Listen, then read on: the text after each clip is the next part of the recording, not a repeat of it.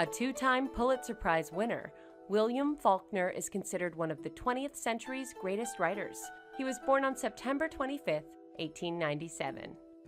Faulkner is known for reflecting the history and culture of the South in his work. His first novel, The Sound and the Fury, was published in 1929. During the 1930s, Faulkner wrote As I Lay Dying, Light in August, and Absalom, Absalom, three powerhouse works that cemented his reputation as a technically complex and imaginative author. Faulkner amassed critical success as a novelist, culminating in the Nobel Prize for Literature in 1949. It was his work as a screenwriter, penning such movies as Road to Glory, Slave Ship, and The Big Sleep, that earned him financial freedom. In 1954, Faulkner wrote the novel A Fable, which won him a Pulitzer Prize and the National Book Award. Faulkner died of a heart attack on July 6, 1962, at the age of 64. He posthumously earned a second Pulitzer Prize in 1963 for his final novel, The Reivers. William Faulkner was the poet-novelist of Mississippi. He grew up in Oxford, Mississippi, and he never left. He went to the University of Mississippi, and this is where he lived his life. Every single one of his major novels is set in Lafayette County, Mississippi, which he called Yoknebatofa in his novels.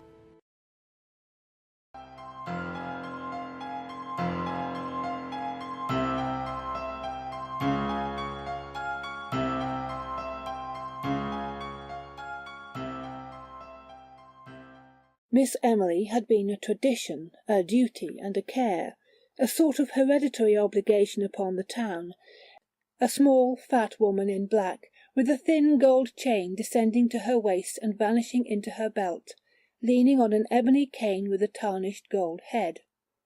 Her skeleton was small and spare. Perhaps that was why what would have been merely plumpness in another was obesity in her. She looked bloated, like a body long submerged in motionless water, and of that pallid hue. Her eyes, lost in the fatty ridges of her face, looked like two small pieces of coal pressed into a lump of dough as they moved from one face to another while the visitors stated their errand. Poor Emily! She carried her head high enough, even when we believed that she was fallen. It was as if she demanded more than ever the recognition of her dignity as the last Grierson. As if it had wanted that touch of earthiness to reaffirm her imperviousness. She was over 30 then, still a slight woman, though thinner than usual, with cold, haughty black eyes, in a face the flesh of which was strained across the temples and about the eye sockets, as you imagine a lighthouse-keeper's face ought to look.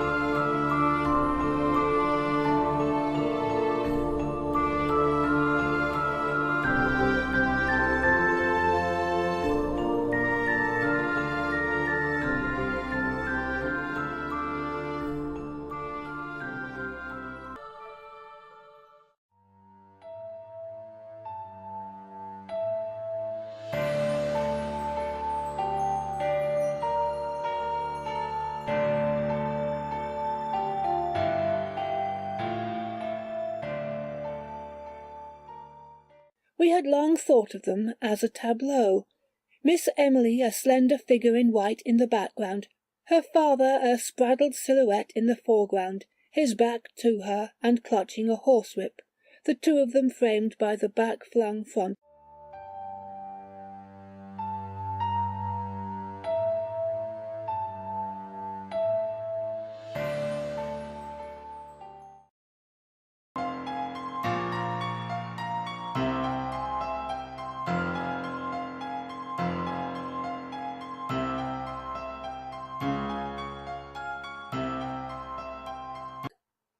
The construction company came with riggers and mules and machinery, and a foreman named Homer Barron, a Yankee, a big, dark, ready man with a big voice and eyes lighter than his face.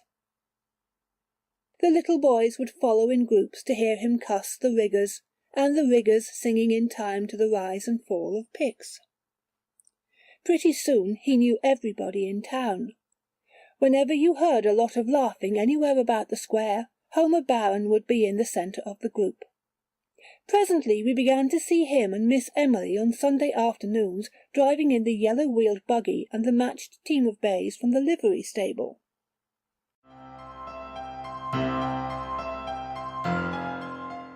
The negro man went in and out with the market basket, but the front door remained closed. Daily, monthly, yearly, we watched the negro grow greyer and more stooped, going in and out with the market basket. He walked right through the house and out the back, and was not seen again.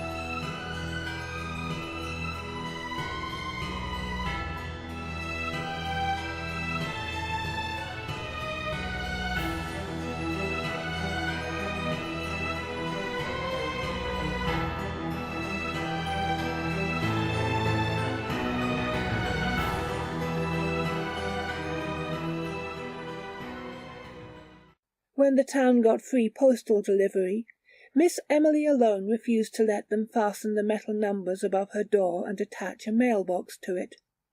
She would not listen to them. Then the newer generation became the backbone and the spirit of the town, and the painting pupils grew up and fell away, and did not send their children to her with boxes of colour and tedious brushes and pictures cut from the ladies' magazines.